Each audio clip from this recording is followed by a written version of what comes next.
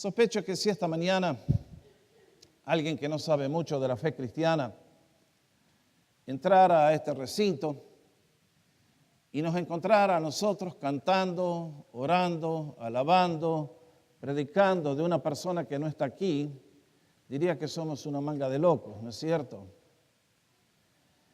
Que estemos hablando de alguien que no vemos, que no sabemos. Y lógicamente que si juzgamos por los sentidos físicos, todo lo que estamos haciendo no suena muy cuerdo.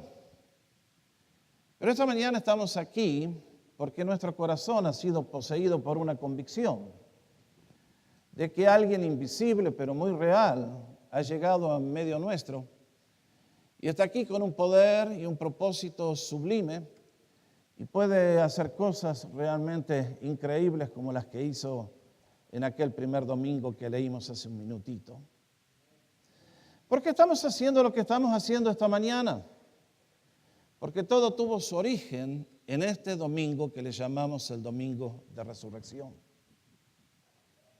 Esta mañana mi privilegio es hablarles por unos poquitos momentos del fundamento de nuestra esperanza. ¿Por qué lo que estamos haciendo no es una locura ni un disparate, sino que es una certeza profunda, real, eterna, sin límites? Y todo aquel que es atrapado por esta realidad, su vida es transformada poderosamente, tal como vimos en cada uno de los carteles que nos contaron estos testimonios poderosos. Está Jesús en medio nuestro. ¿Por qué estamos reunidos en su nombre? Ha venido a Él a nuestro encuentro.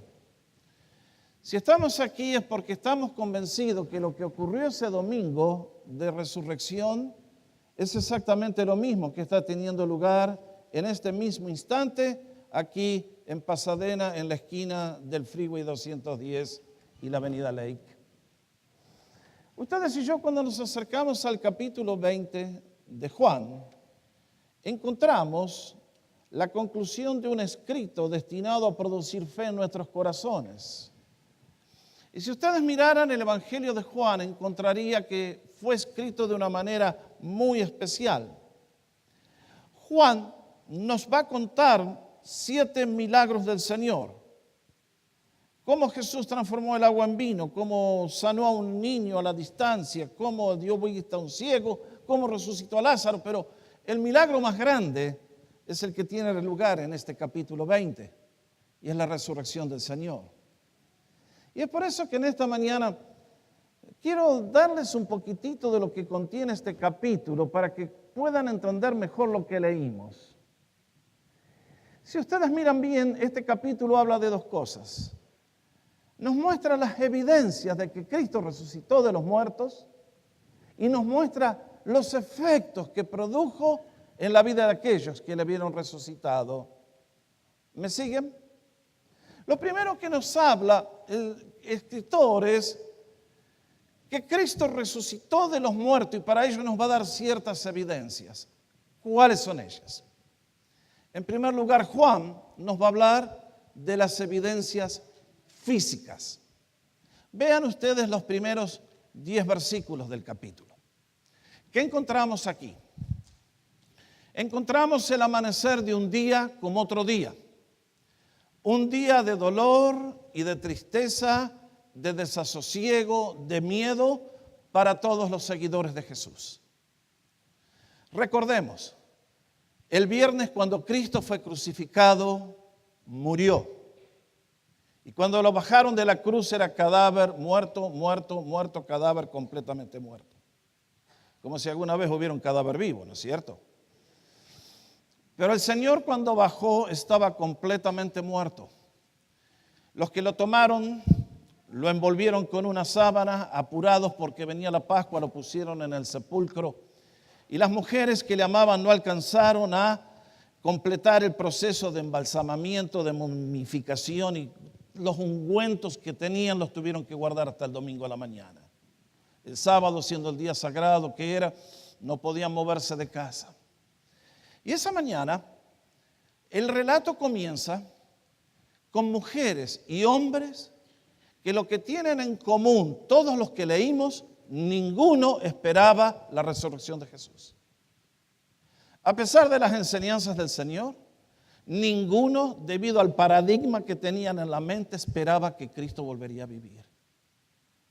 Y es por eso que comenzamos con las evidencias físicas. Y es entonces la que toma la iniciativa son las mujeres, siempre cariñosas, siempre cercanas al Maestro, dispuestas a mostrar su amor, y cuando el día aún no ha cruzado el sol, el horizonte, ya están rumbo al sepulcro. Y la primera evidencia física que tenemos que encontrar es que la piedra estaba movida. El evangelista Lucas nos cuenta que la preocupación que traían las mujeres al traer los regalos era: ¿quién nos va a mover la piedra? En aquellos tiempos los sepulcros no eran como los del día de hoy, se cavaba en una roca y luego fabricaban una piedra redonda, grandota, que con solo empujarla la ponían en su posición. Pero para moverla hacía la fuerza, se necesitaba la fuerza de muchos hombres fuertes. Y ese sepulcro además había sido sellado por la autoridad romana y había 16 soldados cuidando aquella tumba. Y cuando las mujeres llegaron, lo primero que encontraron era que la piedra había sido movida. ¿Quién movió esa piedra? Es entonces que María Magdalena toma la iniciativa de salir corriendo y a buscar a Pedro, el líder de los apóstoles, que a pesar de su fracaso el viernes a la noche todavía sigue siendo el hombre que es. Y entonces tan pronto escuchan la noticia, leímos juntos cómo llegaron hasta la puerta del sepulcro. Juan, evidentemente en mejor estado físico que el otro más viejo, llega primero, se detiene en la puerta y ahí encontraron la segunda evidencia. Y esta sí que fue realmente choqueante. Y es que los lienzos, la mortaja que había envuelto el Señor estaba en el lugar. Y lo que les llamó la atención es que no es que alguien se sacó las vendas y luego hizo un rollito así y con esto que estaba acá hizo otro rollito por acá.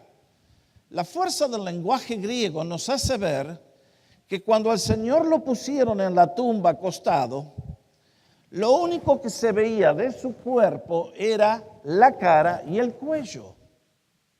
Todo esto estaba envuelto en vendas y el sudario, y cuando Pedro entró y luego Juan vieron que el sudario estaba envuelto y que de alguna manera el cuerpo se había esfumado, y ahí estaba la mortaja.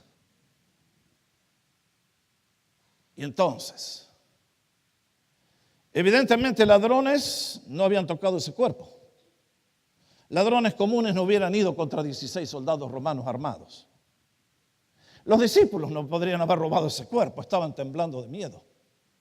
Y si usted roba un cuerpo hoy en el cementerio, usted va a robar una momia, no creo que se tome el trabajo de desenroscarle las vendas, llevarse el cuerpo y volver a armar todo el vendaje.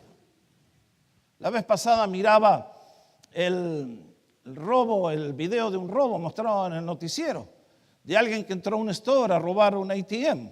¿Y qué hizo? La desenchufó, la cargó con un coso y se llevó el ATM completo con toda la plata adentro. Ese sí sabía lo que estaba haciendo. ¿Qué voy a perder el tiempo acá que me agarra la policía sacando la plata? No, esto es lo que pasó ese domingo. No tenía sentido. Habían quedado las... ¿Y esto? Segunda línea de evidencias de que Cristo resucitó.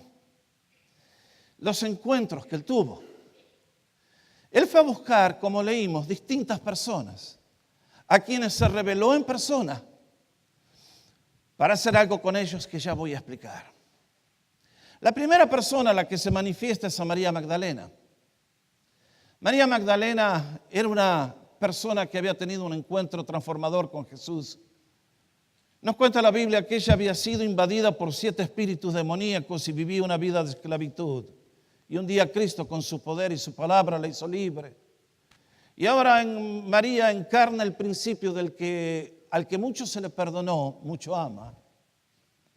Y María conocía lo que era el amor de Jesús. Ella le había gustado y por lo tanto viene con un corazón agradecido a buscar al maestro. Le avisó a los apóstoles y evidentemente volvió al sepulcro porque piensa todavía que Jesús está muerto. Cuando el Señor se le aparece, le dice, pero tú debes ser el que cuida el huerto, ¿no es cierto? Dime, tú te llevaste el cuerpo de Jesús. Yo lo voy a cuidar si tú me lo das. María no esperaba la resurrección del Señor.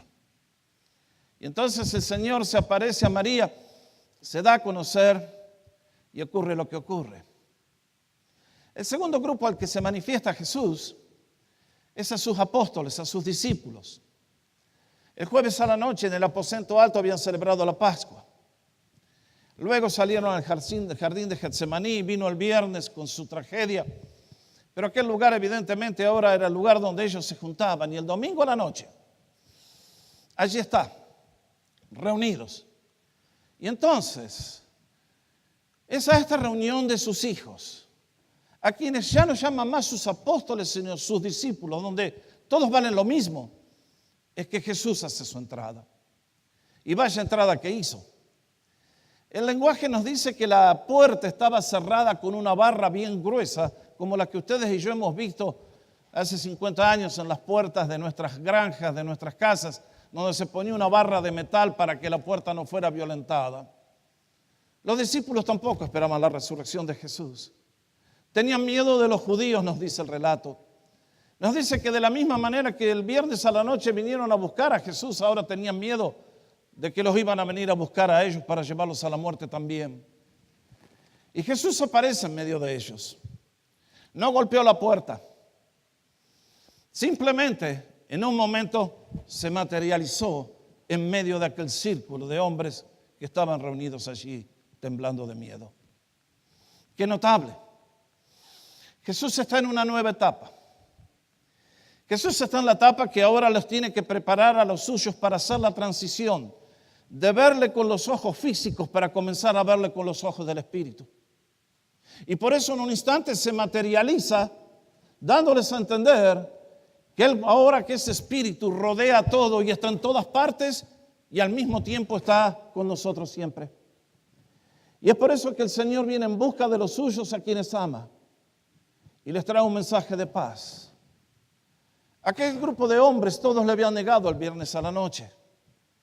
Cuando Jesús dijo, entonces dejen ir a esto, todos le abandonaron. Y Jesús podría haber venido con un mensaje de reproche diciendo, hey, shame on you, me fallaron todos. Hizo eso el Señor. Todo lo que Él hizo, lo hizo por nosotros. Cuando creó el universo, lo creó para nosotros. Cuando murió en la cruz del Calvario, murió por nosotros. Y cuando resucitó de los muertos, lo primero que hizo fue buscar a quienes ama con amor eterno y está continuamente pensando en ellos. Y por eso viene con este mensaje deseándole lo mejor de Dios, paz a ustedes. Realmente los discípulos tuvieron un shock gigantesco. Uno lee los otros relatos y encuentra que no podían creer lo que estaban viendo. Y yo los entiendo.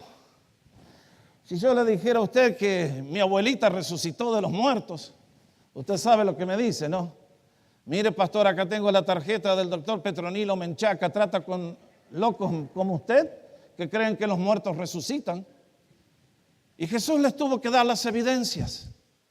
No podían creer que alguien podía resucitar. No podían creer en el poder infinito de nuestro Dios. Y es por eso que Jesús, por amor, les muestra las manos, les muestra el costado. Y se produjo una revolución. Y el último que se va a aparecer es a Tomás. Y si los otros no creían en la resurrección, este sí que definitivamente no creía. Porque ese domingo no estuvo en el culto. Ese domingo faltó a la iglesia. Dijo, Jesús está muerto y no hay más nada que hacer. Y entonces, Jesús lo fue a buscar la semana que viene. Y lo encontró. Y como Jesús en el silencio y en la quietud puede leer toda nuestra mente, cuando llegó a esa reunión y ahora presente está Tomás, le dice, Tomás, vení para acá. Vos dijiste que si no ponías las manos acá no creías. Ok, poné tu dedo en mi mano y pon tu mano en mi costado. Jesús te conoce a ti, compañero de milicia, sabe todo de tu vida, lee tu mente, lee tu corazón, Todo lo que tú hablas, Él lo tiene registrado. Tremendo, ¿no? Y Jesús se acerca a Tomás y lo restaura la relación con Él. Y uno dice, si estas son las evidencias de la resurrección, entonces, ¿qué fue lo que produjo la resurrección de Cristo? Bueno, veamos los efectos rápidamente que produjo la resurrección del Señor. En primer lugar, ¿qué efecto produjo en el apóstol Juan? Cuando llegó al sepulcro y vio los lienzos separados, ¿qué nos dice literalmente? Que al ver esos lienzos en la posición que estaban, algo se encendió en su ser interior y creyó. Creyó que Jesús había resucitado de los muertos. Era la única explicación posible para esos lienzos, para esa piedra que había sido removida. No podía ser de otra manera. Y noten bien, compañeros, porque el amor siempre guía la fe. Si nosotros buscamos a Dios de corazón sincero, siempre Dios nos va a encontrar y va a bendecir, nos va a llevar a una seguridad completa y segura, total. Juan es el primero que cree en la resurrección de Jesús. En segundo lugar, ¿qué efecto hizo en María Magdalena? Ustedes notaron, María no esperaba al Señor. Y tan pronto el Señor le dice a María, sus lágrimas no le dejaban ver a quien tenía a su costado. Mirando al sepulcro posiblemente no reconoció los rasgos del Señor. Cuando el Señor se revela, aquella mujer se echa a sus pies y le adora. Y Jesús le dice, no María, no me toques. Ahora ya no soy el mismo de antes. Ahora soy el Dios que te ha demostrado su poder y su gloria. Y me tienes que adorar. Pero María, por favor, ve y cuéntale a tus hermanos lo que yo estoy haciendo. El corazón de María, una vez más, es una mujer que ama a pesar de los obstáculos, a pesar de que las evidencias vienen todas en contra. Pero una mujer que ama con este amor encuentra al Señor y ahora es la segunda testigo de la resurrección. ¿Qué efecto produjo en Pedro? Pedro el viernes a la noche estaba en bancarrota total, habiendo negado al Señor. Y aunque se arrepintió en forma inmediata, quedaba con la cuenta en rojo. Delante del Señor había fracasado, había fallado y ahora. Y Lucas en el capítulo 24 nos cuenta de un encuentro que Jesús tuvo con él y del cual no tenemos el relato. ¿De qué hablaron en ese momento el Señor y Pedro? No sabemos. Pero una cosa, de aquel apóstol que una niña sirvienta en el palacio del sumo sacerdote le dijo, tú eres uno de ellos. Y Pedro comenzó a temblar y a blasfemar. Vean la vida de Pedro después de este día.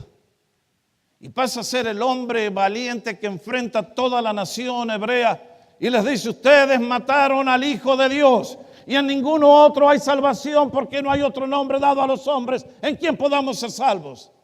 Vinieron los látigos, vino la cárcel, Pedro adelante y finalmente luego de 30 años de servir a Jesús murió, según nos cuentan los historiadores, crucificado bajo la persecución de Nerón en Roma y pidió que cuando lo crucificaran lo pusieran cabeza para abajo porque no era digno de morir como el Señor murió. ¿Qué produjo ese cambio? La resurrección de Cristo. ¿Qué cambio produjo en los apóstoles? Aquellos hombres estaban reunidos por temor a los judíos. Lean el relato posterior, lean lo que viene. Cuando el Señor 40 días más tarde está siendo ascendido a la gloria, están todos adorándole. Saben que no han visto un fantasma, saben que Dios ha llegado en medio de ellos, saben que Dios está allí y que la mejor manera de responder a tanta gloria y a tanta evidencia es adorándole. Y sobre sus rodillas le despidieron mientras regresaba la gloria. Y lean lo que pasa después. Y van a ver a los apóstoles obrando con gran poder y dando testimonio de la resurrección de Jesús. Cuando la iglesia salió del aposento alto, no fue a predicar un cambio de vida. No fue a predicar una mejora o mejores mandamientos o mejores consejos. Salieron a predicar, Cristo vive. Y ese mensaje cambió la historia del mundo. Vean a Tomás. ¿Qué cambio hizo la resurrección en Tomás? Hasta ese momento Tomás era un incrédulo y cuando vio a Jesús se echó de rodillas y le dijo, Señor mío y Dios mío. Esa confesión implica adoración, reconocimiento completo. Jesucristo ahora ya no era el mero maestro, era Señor mío, Dios mío, ahora tú eres el amo. Señor, perdóname, pero aquí estoy, recíbeme. Tú eres el Señor de la gloria. Y nos cuenta la historia que finalmente Tomás, en los años de vida que le quedaron, fue guiado por el Señor a predicar el evangelio en la India. Y en el sur de la India está todavía su tumba, nos cuentan los relatos. Y uno dice, Señor, tremendo, ¿eh? Así que aquel domingo, tú diste evidencias físicas de tu resurrección, te apareciste a personas que te vieron con los ojos y fueron poderosamente transformados. Y uno dice, ajá, ¿y cuál es el desafío contemporáneo entonces? Hoy estamos aquí en la casa de Dios. Y pastor, todo este relato, ¿cómo se aplica en el siglo XXI? Bueno, los últimos 2 versículos del Evangelio de Juan, en este capítulo, marcan el fin del relato. Porque nos cuentan entonces por qué Jesús fue el escritor, hizo las cosas que hizo de contarnos acerca de la vida del Señor. ¿Y qué leemos? Bueno, ustedes y yo leímos juntos. Hizo además Jesús muchas otras señales. Marque esa palabra, quiere decir milagros de un orden totalmente distinto, lo cual al hacer lo que hizo nos enseñaba una lección que ustedes y yo podemos visualizar de lo que Él quería que aprendamos en presencia de sus discípulos, las cuales no están escritas en este libro. Ciertamente, lo que Jesús hizo sería imposible contenerlo en un libro de ¿cuánto? Tendríamos que hacer una enciclopedia británica. Pero nos dice el escritor, por la guía del Espíritu, yo seleccioné 7 milagros, 7 hechos, 7 dichos de Jesús con un propósito esencial. Y es que toda persona que lea este libro, sea en el domingo de resurrección o en este domingo de resurrección, sea en Israel, sea en Pasadena, sea en el primer siglo o en el último día de la historia que soy, al leerlo, dice, se han escrito para que crean que Jesús es el Cristo, el Hijo de Dios, y para que creyendo tengan vida en su nombre. ¿Quiere marcar esa declaración? Si hoy estamos celebrando, es porque aquí en esta mañana hay un grupo muy grande de personas que creyeron el mensaje de este libro. Pero al creer encontraron que ese Cristo viviente que apareció de la nada en el aposento alto, ese Cristo que conoce a Tomás y le dice toda su vida, ese Cristo poderoso que hace creer a Juan y se manifiesta a Magdalena, está aquí en este lugar. Poderoso aunque invisible. Su presencia está aquí. No la tocamos con las manos, no lo vemos con los ojos, lo palpamos con el corazón. Es por eso que en esta mañana, si predicamos, si celebramos, si aplaudimos, si cantamos, si adoramos, si predicamos, es porque Cristo está vivo y porque Él es eterno. Y como es un espíritu, no muere, y Él es eterno, está aquí con nosotros. Y como Él nos dijo, vayan a todo el mundo y prediquen el evangelio, yo voy a estar con ustedes hasta el último día de su vida. Cristo ha venido con nosotros. Y es por eso que en esta mañana el privilegio de todo ser humano es creer en Él. Porque la fe te debilita como debilitaba a Tomás. La incredulidad, perdón. La duda te debilita. Si tú eres una persona que en esta mañana no tienes fe, estás en bancarrota. Pero el propósito de este libro es decirte, tú también puedes creer, tú también puedes ser bienvenido a la familia de Dios. Tú también puedes entrar por la puerta de la bendición. Y entonces, nos dice que cuando creemos, es que tenemos vida en su nombre. Y cuando ustedes y yo vemos esa palabra, es un término tan amplio, que cómo me gustaría que escucharan la historia completa de cada una de las personas que esta mañana vimos contarnos su testimonio a través de los cartones. Son historias notables, son historias de milagros portentosos, son historias de que había cáncer y el cáncer se fue por el poder de la mano de Cristo. que no había posibilidades de volver a caminar. Y sin embargo, ahí está Rodrigo caminando. Y todas las historias que vimos. Porque el Dios a quien adoramos no es un Dios muerto, lejano, estático, es un Dios viviente, con poder. ¿Y para qué vino a buscar a sus discípulos? Para decirle, pasa a ustedes. ¿Y por qué vino esta mañana aquí? Para decirte, pasa a ti. Porque Cristo lo único que tiene para ti son propósitos eternos, increíblemente positivos. Porque quiere darte la gloria, porque quiere darte el cielo que tú has perdido con tu pecado y has arruinado con tu estilo de vida. Y que te separa del amor de Dios, que es el fundamento de la felicidad. Es por eso que Cristo ha venido esta mañana. Y me alegro que estés aquí. Porque la invitación que Cristo te hace en este día es, ven a mí, cree en mí, recíbeme y tendrás vida en mi nombre. Es por eso que en esta mañana estamos reunidos aquí. Porque hemos sido poseídos por una convicción. Nadie nos podrá quitar esa convicción. Porque Cristo un día entró a mi vida, nació en mi corazón y hoy le proclamamos con corazones fervientes y le adoramos con pasión. Porque le conocemos, le amamos, le hemos tocado. Le adoramos y le servimos con alegría. Porque Él hizo todo lo que nosotros jamás podíamos hacer y nos dio todo lo que no soñábamos que podíamos recibir. Es por eso que los cristianos celebramos resurrección. Es el comienzo de todo, es el fundamento de todo. Hace un rato cantábamos la canción Porque Él vive. Esa canción tiene una historia muy notable. Hoy no cantamos la segunda estrofa porque es muy difícil de ser traducida. Pero cuando Gloria Gaynor, que compuso la canción, allá por el año 70, nació su primer bebé, nos dice que en aquellos años que estaba la Guerra Fría y parecía que el mundo se desintegraba ante las posibilidades de ataques nucleares, al ver aquel bebé, dijeron, ¿y a qué mundo ha llegado este niño? ¿Qué va a ser de él? Y en un momento sintió que la voz del Espíritu Santo le dijo, si Jesús resucitó de los muertos, ¿de qué te preocupas tú? Y realmente es así. Cuando Cristo resucitó de los muertos, nos demostró que en el trono del universo se siente un Dios de infinita gloria y poder. Y en esta mañana, señoras y señores, mi privilegio es anunciarles que en el nombre de Jesús hay vida eterna y vida en abundancia. Un día el pecado nos robó toda la herencia. La muerte nos daba miedo. El juicio de Dios nos aterraba. La posibilidad de enfrentar a un Creador santo nos causaba deseos de separarnos de Él. Pero escuchamos los buenos mensajes de las buenas nuevas de salvación que dijeron, pasa a ustedes. Y por un acto de fe vinimos a Jesús. Nos postramos delante de Él.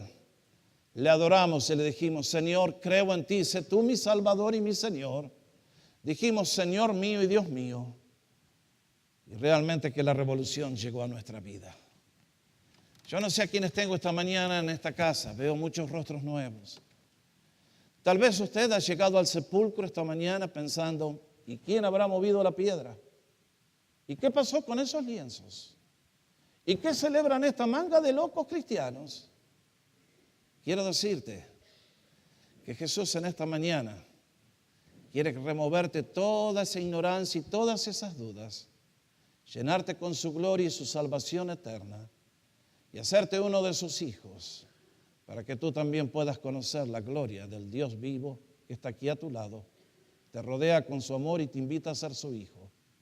Porque dice la palabra de Dios, mas a todos los que creyeron, a los que le reciben, a los que creen en su nombre, le dio la potestad de ser hechos hijos de Dios. Y en esta mañana de celebración, mi invitación es esa. Cristo está aquí. Cristo te invita. Ven a Jesús, ahora que Él te invita, para que tú también tengas vida y vida en abundancia. Nos ponemos de pie.